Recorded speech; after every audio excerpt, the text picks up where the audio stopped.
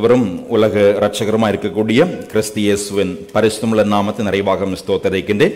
மகிழ்ச்சி நிறைந்த இந்த ஆண்டினுடைய 5வது மாதத்தின் முதல் பரிசுத்த நாளை காணும்படியாகவும் கர்த்தருடைய அன்பின் கரங்கள் அர்ப்பணிக்கப்பட்டு நன்றி நிறைந்த உள்ளத்தோடும் இறைவனுடைய சமூகத்தில் கூடி வந்து ஆராதிக்க ஆண்டு தந்த நன்மைகளுக்காகவும் இறை நாமத்தை போற்றி இந்த தொழுகையில் வந்திருக்கிற உங்கள் அனைவரையும் அன்போடு கூட வாழ்த்துகளையும் நிறைவாக வரவேற்று அனைவருக்கும் மாலை வணக்கத்தையும் நிறைவாக தெரிவித்துக் கொள்கின்றேன். கர்த்தருடைய வார்த்தைக்கு நேராக நாம் செல்வோம். இந்த நாளிலே கர்த்தருடைய பந்தியிலே சேரும்படியாக நாம் ஆயத்தப்பட்டிருக்கிறோம். கர்த்தருடைய கிருபையின்படியாக ஒவ்வொரு மாதத்தினுடைய கர்த்தருடைய வருகையை தாமதிக்கும் என்று சொன்னால் நல்ல சுகத்தையும் பலத்தையும் தருவாரம் என்று சொன்னால் திருவிருந்தை குறித்து சொல்லப்பட்ட இறை வார்த்தைகளை ஒவ்வொரு இந்த தூய நற்குணை தொழுகையிலே நாம் தியானித்து அந்த அனுபவத்திலே தூய நற்குணை கலந்து கொள்வோம் என்று சொன்னால் அது இன்னும் நம்மை கர்த்தருடைய சமூகத்திலே நெருங்கி சேருகிற அனுபவத்தை தருகிறது என்கின்ற அந்த சிந்தனையோடு இந்த நாளிலிருந்து ஒவ்வொரு மாதத்தின் முதல் பரிசுத்த நாளிலே திருவிருந்தை குறித்தான சில வார்த்தைகளை சுருக்கமாக தியானித்து கர்த்தருடைய பந்தியிலே சேரும்படியாக நாம் ஆயத்தப்படுவோம். படிக்க கேட்ட திருமறை பாதியில் உங்களுக்கு தெரிந்திருக்கும். அதில் லூக்கா நற்செய்தி 22ஆம் அதிகாரம் அவனுடைய 19-20 ஆகிய வசனங்களை ஒரு படியுங்கள். லூக்கா 22ஆம் அதிகாரம் 19 மற்றும் 20. பின்பு அவர் அப்பத்தை எடுத்து ஸ்தோத்திரம் பண்ணி அதை பிட்டு அவர்களுக்கு கொடுத்து,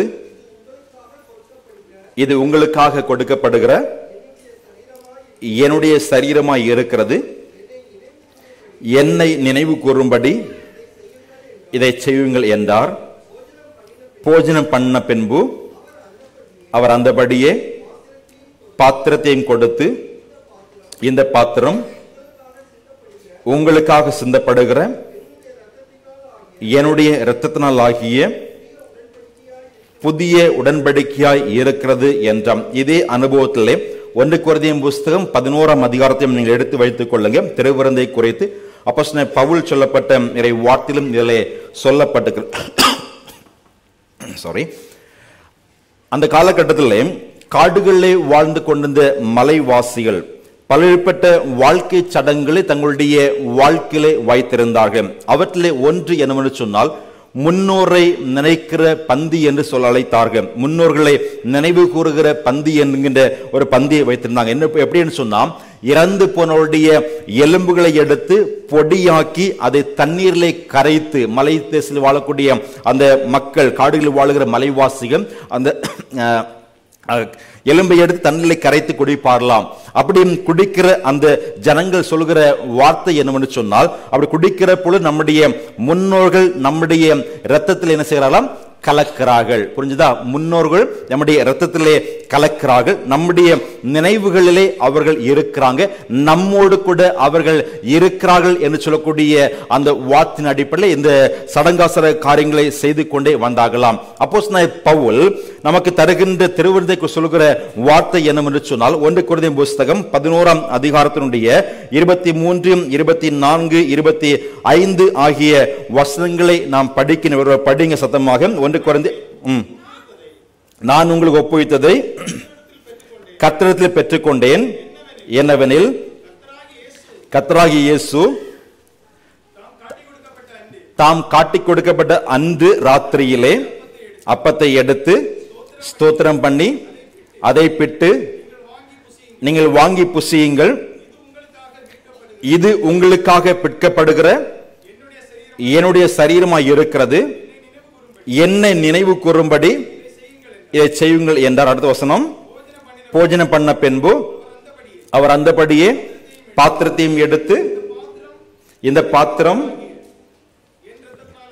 என் இரத்தத்தினால் ஆகிய புதிய உடன்படிக்கையாய் இருக்கிறது, நீங்கள் இதை பானம் பண்ணும் போதெல்லாம் என்னை நினைவு கூறும்படி இதை செய்யுங்கள் என்றார். அப்போஸ்தலனாகிய பவுல் மிகவும் தெளிவாக இயேசு கிறிஸ்து காட்டிக் கொடுக்கப்பட்ட அன்று ராத்திரியிலே ஆசரித்த இந்த பஸ்காவையும் குறித்து மிக தெளிவாக நமக்கு இந்த வார்த்தையை சொல்கிற சுருக்கமான வார்த்தை என்ன சொன்னால், என்னை நினைவு கூறும்படி இவற்றை செய்யுங்கள், do this in remembrance of me என்று சொல்லி 1 கொரிந்தியர் chapter 11, 23, 24, 25 இந்த வார்த்தைகள் நமக்கு சொல்லப்பட்டன. ஆண்டவராகிய இயேசு கிறிஸ்து கடைசி நாட்களில் பஸ்காவை ஆசரித்த பொழுதும் தம்முடைய அப்பத்தை எடுத்து தம்முடைய சரீரமாகவும் ரசத்தையும் எடுத்து தம்முடைய இரத்தமாகவும் கருதும்படி கூறி இந்த பஸ்காவை ஆசிரியம் என்கின்ற வார்த்தையை கூறினாம். இதை 3 நற்செய்தியாளர்கள் மிக தெளிவாக சொல்கிற சூழ்நிலையிலே லூக்கா நற்செய்தியாளம் 22ஆம் அதிகாரம் 19ஆம் வசனத்திலே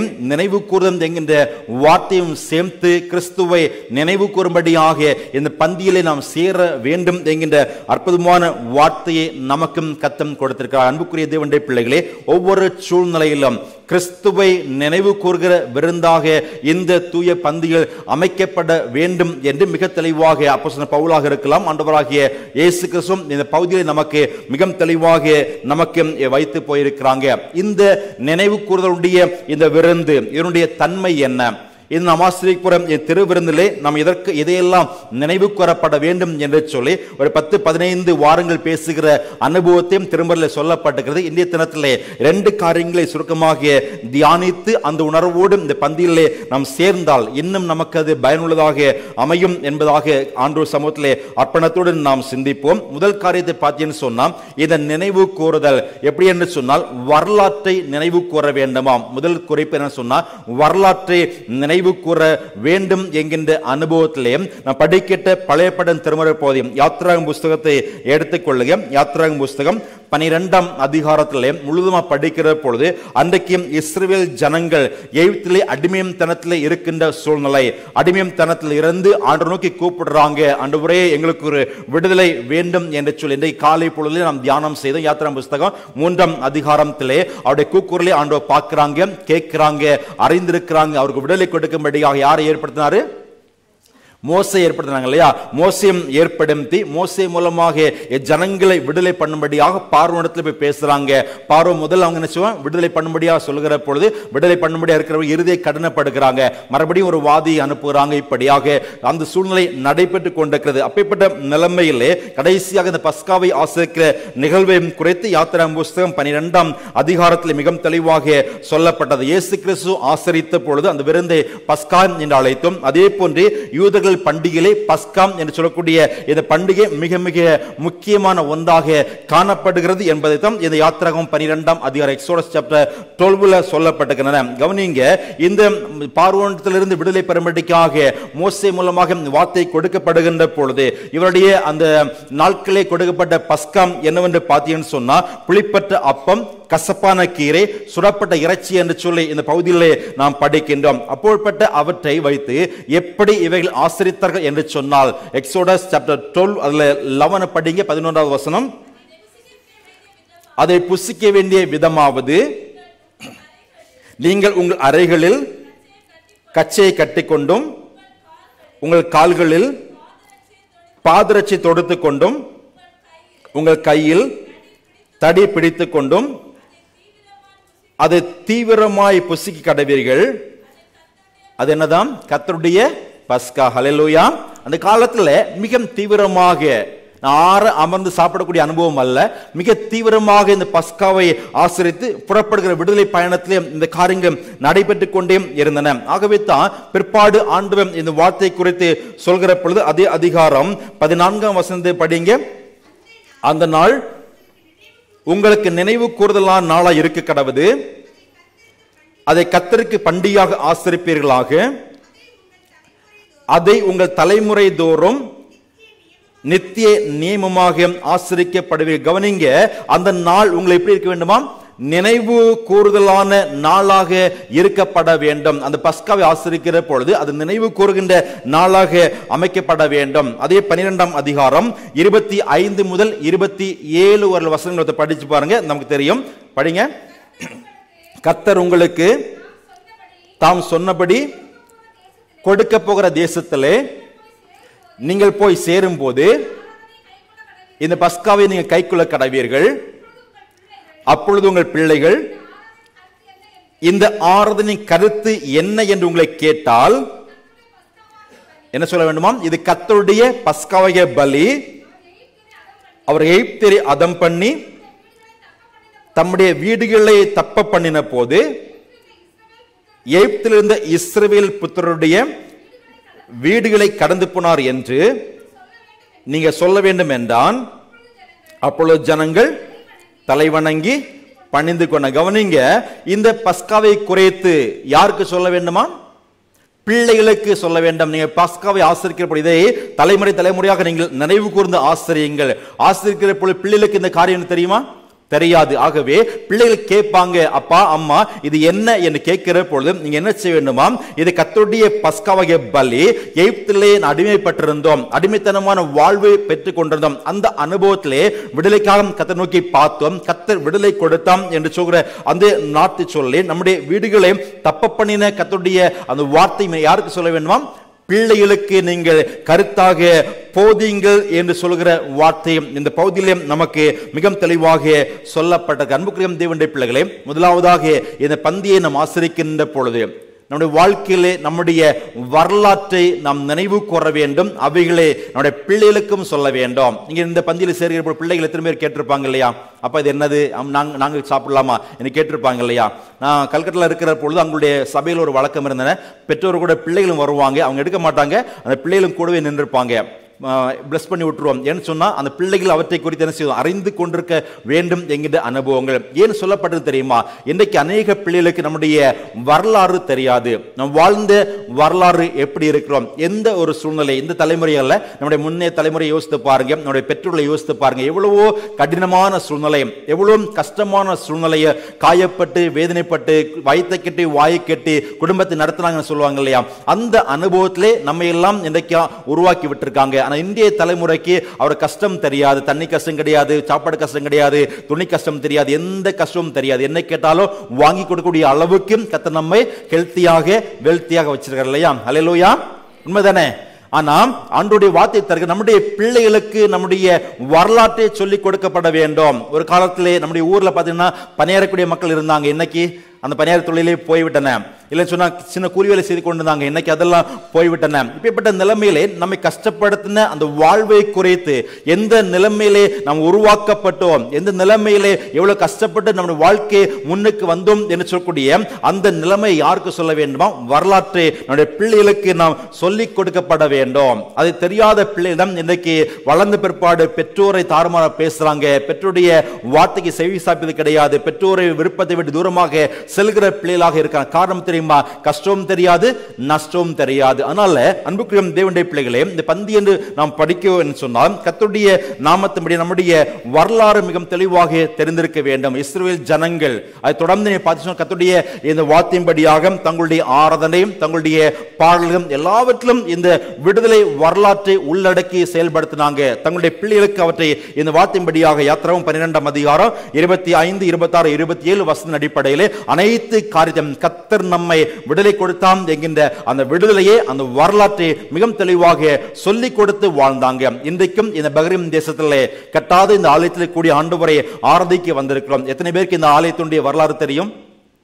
புதிய தலைமுறைக்கு பல பேருக்கு ஆலயத்தினுடைய வரலாறு தெரியாது. நாம் வாழ்ந்து கொண்டிருக்கிற தேசம், நாம் பணியாற்றக்கூடிய இடங்கள், நாம் ஆராதிக்க இடங்கள், ஒவ்வொருடைய வரலாறை நாம் என்ன செய்ய வேண்டும்? நிச்சயமாக தெரிந்திருக்க வேண்டும். அப்படி தெரிந்திருப்போம் என்று சொன்னால் இன்னும் கர்த்தருடைய நாமத்தின்படியாக ஆண்டவருக்கு வைராக்கியம் இருக்கப்பட முடியும். சுருக்கமான வரலாறை மறுபடியும் நான் உங்களுக்கு சொல்ல, உங்களுக்கு தெரிந்த பகுதிதான் ரெவரண்ட் சாமுவேல் என்று சொல்லக்கூடியவரும் ரெவரண்ட் ஜேம்ஸ் என்று சொல்லக்கூடியவர் மூலமாக இந்த இடத்திலே, அதாவது அரபு தேசத்திலே கர்த்தருடைய வார்த்தை சொல்லப்பட வேண்டும் என்கின்ற கரிசனையோடு வந்திருக்கிறாங்க. ரிஃபார்ம் சர்ச் ஆஃப் அமெரிக்கா அனுப்பப்பட்ட நற்செய்தியாளர்கள் கூட இணைந்து அவர்கள் பணியாற்றின அதன் விளைவுதான் தேசிய நற்செய்தி ஆலயம். அந்த நாட்களே ஒவ்வொரு ஆலயத்துடைய போதகர் பொது அம்மாவுடைய பணிகளும் சிறப்பு மிகுந்த ஒன்று. அதே போன்று இந்த ரெவரண்ட் சாமுவேல் அவருடைய துணைவியராக இருந்தவர் தான் திருமதி ஆமி என்று சொல்லக்கூடியவங்க. அவங்க தான் இந்த மருத்துவ தாதியராக இந்த பஹ்ரைனில் வந்திருக்கிறாங்க. 1902 1902ஆம் ஆண்டிலே ஆரம்பித்த மேசன் மெமோரியல் ஹாஸ்பிட்டல், அதான் இன்றைக்கு இருக்கக்கூடிய அமெரிக்கன் மிஷன் ஹாஸ்பிட்டல், அந்த ஆரம்பத்தினுடைய துணையாக இருந்து அந்த காலகட்டத்திலே 10 அடிக்கும் 20 அடி சிறிய மனையில வைத்து மருத்துவ பணியை செய்து கொண்டு வந்தாங்க. வந்திருந்த குடும்பங்களாக கூடியும் ஆராதிக்கும்படியாக ஏற்படுத்தப்பட்ட அந்த ஆராதனை தான் NEC, நேஷனல் இவாஞ்சலிக்கல் சர்ச், தேசிய நற்செய்தி ஆலயம் என்கிற இந்த ஆலயத்தினுடைய அடித்தளமாக இருந்தன. 1905 1905ஆம் ஆண்டிலும் இந்த ஆலயத்திலே பணியாற்றப்பட வேண்டும், ஆலயத்தை கட்டப்பட வேண்டும் என்கின்ற வாஞ்சியோடு ரெவரண்ட் ஜேம்ஸும் இந்த தேசத்தினுடைய மன்னர் ஈசா பின் அலி அல் கலிஃபா என்று சொல்ற அவருடைய உதவியோடு அவர் முதல்ல ஒரு 10,000 தினார் இந்த இதுக்காக கொடுத்திருக்கிறாங்க. அதை கொடுத்து இந்த ஆலயத்துடைய கட்டுமான பணிக்காக அவருடைய ஒத்துழைப்போதுடன் கட்டப்பட்ட ஆலயம். இந்த ஆலயத்துடைய பணிகள் மிக சிறப்பாக நடந்தேறின. இதுதான் தேசிய நற்செய்தி ஆலயம். இதில் 7 அங்கத்துவம் திருச்சபை இருக்கின்றன. நமக்கு தெரியும், நம்முடைய தாய்மொழியம் தமிழில் ஆராதிக்க பஹ்ரைன் தமிழ் கிறிஸ்துவம் திருச்சபை, அடுத்தெல்லாம் தெலுங்கு திருச்சபை, உருது, ஆங்கில திருச்சபை, பிலிப்பைன் திருச்சபை, அரபி, கொரியன் திருச்சபை ஆகிய 7 நற்செய்தி அந்த ஆலயத்தினுடைய 7 அங்கத்துவம் திருச்சபைகளாக இருந்து கொண்டு வந்திருக்கின்றன. பஹ்ரைன் தமிழ் கிறிஸ்துவம் திருச்சபையுடைய வரலாறு நீங்க படிச்சு சொன்னா, சென்னையில் இருக்கக்கூடிய ரெஃபார்ம் சர்ச் ஆஃப் அமெரிக்கா ஊழியத்தின் மிஷனரி ஸ்தாபகராக இருந்தவர் ரெவரண்ட் T.A. டி பெருன் சொல்லக்கூடியவங்க. அவங்க 1958 அமெரிக்க மிஷனில் பணியாற்றி தம்முடைய மகளை பார்க்கும்படி வந்திருக்கிறாங்க. வந்த ஒரு சூழ்நிலையிலே இந்த மக்களை தமிழ் மொழியும் கொஞ்சம் மக்கள் இருக்கிறாங்கன்னு சொல்லி அவங்களை கூட்டி ஆராதிக்கும்படியாக பக்கத்தினுடைய மஜ்லிஸ்ல இணைந்து ஆராதிக்கும்படியாக சில தொழுகைகள் நடத்தி இருக்கிறாங்க. அந்த சில காலங்கள் நடைபெற்றன. சில காரணங்களாலே தடைப்பட்டு போன சூழ்நிலையிலே மறுபடியும் 1965 நம்முடைய திருச்சபையுடைய முன்னோர்களாலே ஆரம்பிக்கப்பட்டு இன்று வரையில் மிக சிறப்பாக நம்முடைய பஹ்ரைன் தமிழ் கிறிஸ்தவ திருச்சபை நடைபெற்றுக் கொண்டே இருக்கின்றன. அல்லேலூயா. இதை வரலாறு தெரியுமா? பெரியவங்களுக்கு தெரிஞ்சிருக்கும், சின்னவங்களுக்கு தெரியாது. இவனுடைய வரலாற்றில் இன்றைக்கு எடுக்கக்கூடிய காரியம் என்னவென்று சொன்னால், ஆண்டுடைய நாமத்தின்படியாக மிஷனரி பணிக்காக இந்த ஆலயத்து சார்பிலே மிஷனரி அனுப்பப்பட வேண்டும் என்கின்ற கரிசனையோடு 1981 மிஷனரி ஜெபம் ஆரம்பிக்கப்பட்டு 84 முதலாக 3 மிஷனரி அனுப்பி இருக்கிறாங்க. FMBB, BOM blessing youth mission, IM சொல்லக்கூடிய இந்த 3 நிறுவனத்திலிருந்து அந்த காலத்தில் இருக்கக்கூடிய மக்களிடத்திலே ஒரு ஆளுக்கு ஒரு பீடியாவது காணிக்கை கொடுக்கப்பட வேண்டும் என்கின்ற நிலைமையிலே ஆரம்பிக்கப்பட்ட மிஷன் திருப்பணிதம் இன்று வரையிலும் நம்முடைய திருச்சி சார்ந்து 57 மிஷன்களுக்காக உதவிகளை கொடுக்கக்கூடிய பாக்கியத்தை கர்த்தர் நமக்கு நிறைவாக தந்திருக்கிறாங்க. 32 ஆண்டு காலமாக போதர் இல்லாமல் அருமையான இறை மக்களால் திருச்சியுடைய தொழில்கள் மிக சிறப்பாக நடத்தப்பட்டு அதன் பிற்பாடாக 6 திருச்சியுடைய போதர்கள் பணி செய்து நிறைவு செய்திருக்கிறாங்க.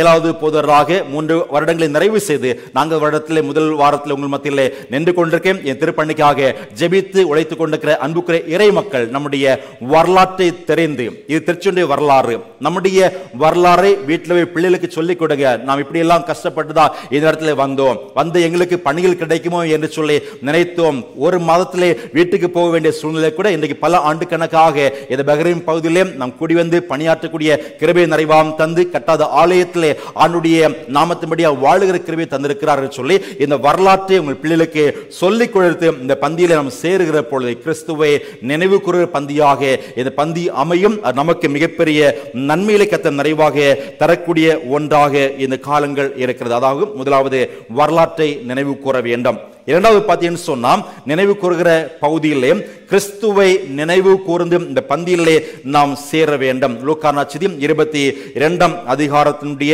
19 வசனத்திலே யாத்ராமத்திலே நாம் படித்த அதே வேகமும் அதே துடிப்பும் இந்த இயேசு கிறிஸ்து ஆசரித்த பஸ்காவிலும் இருந்தன என்பதை தான் என்னுடைய வார்த்தைகள் தாம் காட்டிக் கொடுக்கப்பட்ட அன்று ராத்திரியிலே காட்டிக் கொடுக்கப்படுகிற அந்த சூழ்நிலையிலே இயேசு கிறிஸ்து ஆசரித்த இந்த பஸ்கா அதே வேகத்திலே அதே துரிதமான சூழ்நிலை தம்மோடு கூட இருக்கிற மக்கள் காட்டிக் கொடுக்கிறவங்க தெரியும், தம்மோடு கூட இருந்த ஜனங்கள் மறுதலிக்கிறது தெரியும். அப்பேற்பட்ட ஜனங்கள் மத்தியிலேயோ இயேசு கிறிஸ்து ஆசரித்த பஸ்கா அவனுடைய கிறிஸ்துடைய சரீரத்தையும் இரத்தத்தையும் பெற்றுக்கொள்கிற அனுபவத்திலே இந்த தூய பஸ்காவை ஆசரிக்கிற பொழுது ஒவ்வொரு நேரமும் இயேசு எனக்கம் தந்த வாழ்வு, நமக்காக மரித்து உயிர்த்தெழுந்த கிறிஸ்துடைய அனுபவங்களை நாம் எண்ணி பார்க்கிற பொழுது அந்த பஸ்காவுடைய அதே அனுபவங்களை நம்முடைய வாழ்க்கையிலே பெற்றுக்கொள்ளப்பட முடியும். காலப்போக்கிலே ஜனங்கள் என்ன செய்ய சொன்னா, ஆண்டோடைய வார்த்தையை மறந்து போனாங்க. அதுதான் 1 கொரிந்தியர் புத்தகம் 11 அதிகாரத்திலே அந்த பஸ்காவை ஆசரிக்கிற பொழுது ஏனோ தானோ என்று சொல்லி கிறிஸ்துவை மறந்தவர்களாக ஒரு கடமைக்காக ஒரு சடங்காச்சாரமாக இந்த பஸ்காவை ஆசரிக்கும்படியான ஒரு நிலைமையிலே ஜனங்கள் வந்தாங்க. ஆகவே தான் மிக கண்டிப்போடு அப்போஸ்தலன் பவுல் கொரிந்திய சபைக்கு 1 கொரிந்தியர் புத்தகம் 11 அதிகாரத்திலே முதலாவது சொல்றாங்க, பெண்கள் எல்லாம் செய்யணும், முக்காடு போட்டு கண்டிப்பாக இந்த பந்தியிலே சேரும் முன்பாக முக்காடு போட்டு விட்டு இந்த இடத்துல வந்து ஆண்டவருக்கு நன்றி சொல்லி பஸ்காவில் அருந்த வேண்டும். ஒருவேளை பிள்ளைகள் சின்ன பிள்ளைகள் பிள்ளைகள் இருந்தால் நீங்க சால் போட்டுவிட்டு வரணும், அப்படி இல்லைன்னா வரக்கூடாது. சரியா? கவனிங்க, இந்த ஒரு முக்கியமான காரியத்தை அன்றைக்கும் அவசரத்தை பண்ணாங்க. இந்த பகுதியிலே அப்போஸ்தலர் பவுல் சொல்றாங்க இந்த முக்காடு போட்டு வர வேண்டும் என்று சொல்லி. அடுத்து பார்த்தீங்கன்னு சொன்னா தங்களுக்குள்ளே பிரிவினை வைத்துக் கொண்டிருந்தாங்க. உயர்ந்தவன் பெரியவன் சொல்லக்கூடிய பிரிவினை வைத்திருந்தாங்க, மேட்டிமை வைத்திருந்தாங்க.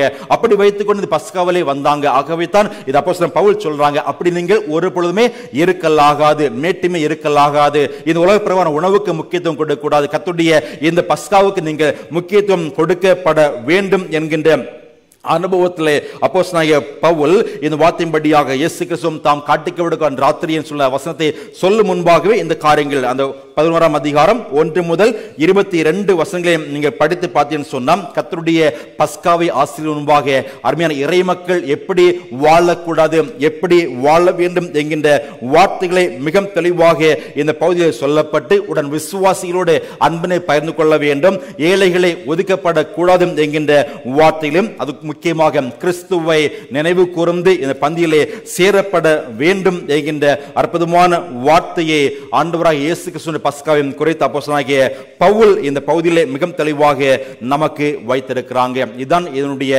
வரலாறு, ஒரு விடுதலை வரலாறு எண்ணி பார்க்க வேண்டும். கிறிஸ்துவை நினைவு கூர்ந்து இந்த பந்தியிலே சேரும்படியாக நாம் அழைக்கப்பட்டிருக்கிறோம். நம்முடைய வாழ்க்கையிலே ஒவ்வொரு நாளும் இந்த பந்தியிலே சேருகிற பொழுது நம்முடைய வாழ்வையும் எண்ணி பார்த்து என்றோ மடிந்து போயிருப்போம். அப்படிப்பட்ட நிலைமையிலே நம்ம எல்லாம் ஆண்டு தந்த ஜீவன் சுகம் பலத்துக்காக நன்றி சொல்லி பந்தியிலே சேர வேண்டும். கிறிஸ்து எனக்காக தம் ஜீவனை கொடுத்து என்னை மீட்டெடுத்தார் என்று சொல்லக்கூடிய அந்த அனுபவத்தையும் எண்ணி பார்த்து இந்த பந்தியிலே சேருகிற அறிவு நமக்கு வேண்டும். ஏன் இந்த அறிவு என்கின்ற வார்த்தையை சொல்கிறேன் என்று சொன்னால் நம்முடைய வாழ்க்கையிலே இந்த அறிவு ஞானம் இருக்கிற விஸ்டம் இருக்கு இல்லையா, அது மிக மிக முக்கியத்துவம் வாய்ந்த ஒன்றாக இருக்கிறது. ஒவ்வொரு நாளும் மனிதன் என்று சொல்கிற பொழுது நம்முடைய பிரெயின் இருக்கிறது, மூளை இருக்கிறது, நம்முடைய மனது இருக்கிறது, நம்முடைய உடம்பு இருக்கிறது இல்லையா. இந்த மூன்றையும் வைத்துக் கொள்ளுங்க. பிரெயின் இருக்கிறது, மனது இருக்கிறது, உடம்பும் இருக்கிறது. இந்த மூன்றுல மூளையும் மனதும் நன்றாக இருந்து உடம்பு மட்டும் சரியில்லைன்னா அவங்களை என்ன சொல்வோம்? பேஷண்ட் என்று சொல்லுவோம் இல்லையா, சுகமில்லை என்று மருத்துவமனைக்கு போங்க என்று சொல்லுவோம். அதே நேரத்தில் மனதும் நன்றாக இருந்து உடம்பும் நன்றாக இருந்தால் மூளை மட்டும் நன்றாக இல்லை என்று சொன்னால் அந்த மனிதன் என்ன சொல்வோம்? மெண்டல் என்று சொல்வோம், புத்தி பேதலித்தம் என்கின்ற வார்த்தை சொல்வோம். அதே நேரத்திலே மூளையும் நன்றாக இருந்து உடம்பும் நன்றாக இருந்து மனது நன்றாக இல்லை என்று சொன்னால் அவனை சைக்கோ என்கின்ற வார்த்தையிலே நாம் சொல்கிறோம். இந்த மூன்றுமே நேர்கோட்டிலே ஒரே மாதிரியாக இருக்கப்பட வேண்டும். மூளைக்கு நிறைய தகவலை கொடுக்கின்றோம், உடம்புக்கு நல்ல உணவை கொடுக்கின்றோம், அதே போன்று மனதிலையும் இந்த காரியங்களை பதிக்கப்பட வேண்டும். இன்னைக்கு கவனிங்க, எல்லோருக்கும் இந்த மூளை என்கின்ற படங்கள் இருக்கிறது பார்த்தீங்களா, ஹியூமன் பிரெயின் எல்லோருக்கும் ஒரே மூளை தான் கொடுக்கப்பட்டிருக்கின்றன. ஆனாலும் நம்முடைய பணிகள் நிமித்தமாக வேறுபடுகிறோம். சில டாக்டர் இருக்கிறாங்க, என்ஜினியர் இருக்கிறாங்க, பாஸ்டர் இருக்கிற பலப்பட்ட பணிகளை செய்து கொண்டிருக்கிறேன் இல்லையா. அப்போ எல்லாம் இதில் என்ன டிஃபரன்ஸ் என்று பார்த்தீங்கன்னு சொன்னா மூளை குறித்து 3 விதமான செய்திகளை சொல்லி நான் நிறைவு செய்கின்றேன். ஒன்று கவனித்து பாருங்க, நம்முடைய மூளையை நீங்க கவனித்து பாருங்க. முதல் காரியம் சொன்னா பல நமக்கு தேவையில்லாததை அழித்து போடும், தேவையுள்ளதை சேர்த்துக் கொள்ளுமாம். தேவையில்லாததை எரஸ் பண்ணிவிடும், தேவையுள்ளதை சேவ் பண்ணிவிடும். ஒரு எடுத்துக்காட்ட சொல்றேன். உங்கள்ட்ட இப்ப நான் கேட்கிறேன், இன்னைக்கு காலையில் சரி என்ன உபவாசம் கூட வச்சுக்கொள்ளுவேன், நேற்றுக்கு என்ன காலையில் சாப்பிட்டீங்க? சாப்பிட்ட உணவு சொல்லுவீங்க இல்லையா. அவன் சொன்னாங்க புட்டு சாப்பிட்டோன்னு சொல்லி. போன மாதம் 10ஆம் தேதி என்ன சாப்பிட்டீங்க? போன மாதம் 10ஆம் தேதி தெரியாது இல்லையா. நமக்கு தேவையில்லை. உணவுக்கு நமக்கு அன்றன்றுக்குள்ள தேவைக்கு நான் சாப்பிட்றோம், மறந்து போகிறோம். அது என்ன செய்யும்? மூளை டெலிட் பண்ணிவிடும். இப்போ உங்க பெயர் இருக்கிறது, உங்க பெயர், ஐயோ என் பெயர் மறந்துச்சு, நிறைய நாள் யூஸ் பண்ணல, என் பெயர் என்ன? பக்கத்தில் யார்கிட்ட கேட்போமா? கேட்க மாட்டோம் இல்லையா. அந்த பெயர் என்னைக்குமா ஞாபகம் இருக்கும். வீடு மாறுறீங்க இல்லை, ஒரு வீட்டில் இருக்கிறீங்க, வீடு மாறி போறீங்க, பழைய வீட்டுக்கு போவீங்களா? போக மாட்டீங்க. மூளை என்ன செய்யும்? உடனடியாக பழைய அட்ரஸை டெலிட் பண்ணிவிட்டு புதிய அட்ரஸை ஏற்றுக்கொள்ளும். அப்படின்னு சொன்னா அதனுடைய நினைவு தேவையானதை சேவ் பண்ணி வைக்கும், தேவையற்றதை என்ன செய்யும்? டெலிட் பண்ணி வைக்கும். இது மூளையினுடைய முதல் குவாலிட்டி. செகண்ட் குவாலிட்டி பார்த்தீங்கன்னு சொன்னா அவனுடைய ஸ்பீடு மிக துரிதமாக மூளை செயல்பட்டு கொண்டே இருக்குமா. ஒரு எடுத்துக்காட்ட சொல்றேன். ஒரு ரோட்டுக்கு அந்த பக்கத்தில் ஒரு மனிதன் பைக்கில் நிற்கிறான், நின்று கொண்டு இந்த பக்கத்தில் ஒரு டெய்லர் கடை இருக்கிறாங்க. அவன் கேட்கிறான், ஹாய் ரெடியான்னு கேட்கிறான். இவர் சொல்றான், இல்ல அடுத்த வாரம் வாங்க. என்ன புரிஞ்சுது? அவ்வளவுதான். கேட்கிறாங்க, ரெடியான்னு கேட்கிறாங்க. அவன் சொல்றாங்க, கடைக்காரன் சொல்றாங்க, இல்ல அடுத்த வாரம் வாங்க என்று சொல்லி. அப்படி அர்த்தம் என்ன? வித்தின் செகண்ட்ல அவருடைய கம்யூனிகேஷன் முடிந்து விட்டன, அவர் புறப்பட்டு விட்டாங்க. அர்த்தம் என்ன? துணி தைக்க கொடுத்திருக்காங்க, துணி ரெடி ஆச்சா. இந்த மனிதன் துணி தைச்சிருக்கு, தைக்க முடியல, அடுத்த வாரம் வாங்கி அந்த அதெல்லாம் வரியும் சொல்லும் முன்பாக என்ன சொல்றாங்க, அந்த ஸ்பீடு குவாலிட்டி, அதை புரிந்து கொண்டு செயல்படுகிற திறன், ஸ்பீடு இந்த மூளைக்குரிய செயலாக இருந்து கொண்டே இருக்கிறது. ஃபர்ஸ்ட் என்ன சொன்னேன், 7 errors இல்லையா மூளை. இரண்டாவதாக ஸ்பீடு இருக்கிறது. மூன்றாவது பார்த்தீங்கன்னு சொன்னா, ஒன்ஸ் நாம ட்ரைனிங் எடுத்துட்டோம்னு சொன்னா, அதான் முக்கியமான காரியம். நான் ஏன் அந்த வரலாற்றையும் திருவந்தையும் இணைத்து சொல்கிறேன். ஒன்ஸ் நாம ட்ரைனிங் எடுத்துட்டோம்னு சொன்னா அது நம்முடைய மூளையை விட்டு பிரிந்து போகாதாம். ஒரு எடுத்துக்காட்ட சொல்றேன். சர்க்கஸ்ல எல்லாம் ஒரு மனிதனை நிறுத்தி விட்டு கத்தி எறிவாங்க, ஞாபகம் இருக்கா? பழைய சர்க்கஸ் பார்த்தீங்கன்னு சொன்னா ஒரு ஆளை அங்கே நிறுத்தி விட்டுருவாங்க, வச்சுக்கிட்டு கத்தி எறியக்கூடிய ஒரு சாகசத்தை காட்டுவாங்க. கத்தி தலையிலேருந்து கீழே வர எல்லா இடத்தையும் சுற்றி எறிவாங்க, மேலே படாது, உடம்புல படாதபடியாக கத்தி எறியக்கூடிய ஒரு அருமையான நிகழ்வு அந்த காலத்தில் உண்டு. சர்க்கஸ் தெரியாத பிள்ளைங்க இன்னைக்கு வீட்டில் யூடியூப்ல போட்டு பாருங்க, தெரியும். அதில் ஒரு மனிதன் அந்த சர்க்கஸில் இருக்கக்கூடிய அது நிற்கக்கூடிய அந்த ஆள் மீது என்னது ஒரு பிரச்சனைனால இவர் என்ன பண்றாரு, எப்படியாவது அவரை கொலை செய்து விட வேண்டாம். வெளியில போய் கொலை செய்தால் நினைச்சுவாங்க, பிடித்து கொண்டு விடுவாங்க. ஆனா சர்க்கஸ்ல கத்தி எறிஞ்சு கொன்னால் கை தவறி அவர் செத்து விட்டார் என்கின்ற அனுபவத்தில் நான் தப்பித்து விடும் என்கின்ற நிலைமையிலே 10 கத்தி எறியணும். 9 கத்தியும் சிறப்பாக எறிகிறான். 10வது கத்தி அவர் என்னப்படி நான் தப்பாக எறிந்து அவர் கொலை செய்ய வேண்டும் என்று சொல்லி கத்தி எறிகிறான். அந்த எறிந்த கத்தி அதே இடத்துல அவர் என்றைக்கும் எறியக்கூடிய அதே இடத்துல எந்த தப்பும் இல்லாமல் தவறும் இல்லாமல் கரெக்டாக அவர் ஏன் பண்ணதுன்னா அவர் கொல்ல வேண்டும் என்று சொல்லி கொல்ல முடியல, அதே இடத்துல போய் கத்தி விழுந்ததாம். அது ஏன் சொல்லணும் தெரியுமா? அவருடைய ட்ரைனிங் என்ன, கரெக்டாக எறியும்படியாக பயிற்சி எடுத்தாம். இப்போ உங்க வாழ்க்கையில் யோசித்து பாருங்க, நம்முடைய சர்ச் ஸ்கூல்ல படிக்கிறவங்க வசனங்கள் எதற்காக சின்ன வயசுல படிக்கிற பொழுது நம்ம மூளையிலே ஸ்டோர் பண்ணி வைத்திருந்தோம்னு சொன்னா பிற்காலத்தில் வளர்ந்த பிற்பாடும் இது நமக்கு ஒவ்வொரு நாளும் உணவூட்டக்கூட ஒன்றாக இருக்கிறது. நல்ல ஒரு விஷயத்தை பெற்றோருக்கு கீழ்ப்படிய வேண்டும் என்று சொல்லி பிள்ளைகளை சொல்லக்கூடிய காரியங்கள், என்ன காரியத்தை நம்முடைய பிள்ளைகளுக்கு நல்ல குவாலிட்டியாக நாம் செய்து கொண்டு ஒன்ஸ் நாம் ட்ரைனிங் பண்ணிட்டோம்னு சொன்னா, ஒரு பிள்ளையை பாருங்க சின்ன வயசுல வீட்டை பெருக்கி தன்னுடைய கடமைகளை செய்து ஒழுங்காக ஹோம்ஒர்க் செய்து தன்னுடைய பாடங்களை தன்னுடைய பெற்றோர் சொல்லாமல் படிக்கக்கூடிய ட்ரைனிங் ஒரு பிள்ளைக்கு வந்தேன்னு சொன்னா அந்த பிள்ளை வளர்கிற பொழுதும் அதே குவாலிட்டியில் வரும். சில பிள்ளைகளை பார்த்தீங்கன்னு சொன்னா செய்ன்னு சொன்னாலும் செய்ய மாட்டாங்க. அந்த பிள்ளை எவ்வளவு வளர்ந்தாலும் அவனுடைய அந்த ட்ரைனிங் எப்படி இருக்கும், அப்படியே தான் இருந்து கொண்டே இருக்கும். ஆகவே இது மூளையுடைய 3 குவாலிட்டி. ஒன்று பார்த்தீங்கன்னு சொன்னா சேவ் எரஸ் பண்றது, இன்னொன்று ரொம்ப ஸ்பீடு நிறைந்தது, மூன்றாவதாக ஒன்ஸ் ட்ரைனிங் கொடுத்துட்டோம்னா ஒரு பொழுதுமே தப்பாக போகாது. இப்போ கர்த்தருடைய பந்திக்கு நேராக வாங்க. இந்த பந்திலே சேரும்படியாக கொடுக்கப்பட்ட ட்ரைனிங் என்ன, நம்முடைய வரலாற்றை நினைவு கூற வேண்டும், கிறிஸ்துவை நினைவு கூற வேண்டும். நினைவு கூறும்படியாக இந்த பந்தியிலே நாம் நம்மை அர்ப்பணித்து செயல்படுத்தப்படுகின்ற பொழுது இயேசு கிறிஸ்து எனக்காக மரித்து உயிர்த்தெழுந்த அவருடைய சரீரத்தையும் இரத்தத்தையும் நாம் பெற்றுக்கொள்கிற பொழுது கர்த்தர் தருகின்ற மகிமையான அனுபவத்தில் இந்த உலகத்திலே வாழ்வோம் நினைச்சுக்கூட ட்ரைனிங்கை நாம் பெற்றுக்கொண்டிருக்கிறோம் இல்லையா, அவற்றை ஒவ்வொரு நாளும் செயல்படுத்துகிற நம்முடைய வாழ்க்கையிலே கர்த்தர் தருகின்ற நன்மைகளை பெற்றுக்கொள்வோம். இந்த அனுபவத்திலே வாழ்வோம். கர்த்தர் நிறைவாக்கி நம்மை ஆசீர்வதிப்பாராக. ஆமென்.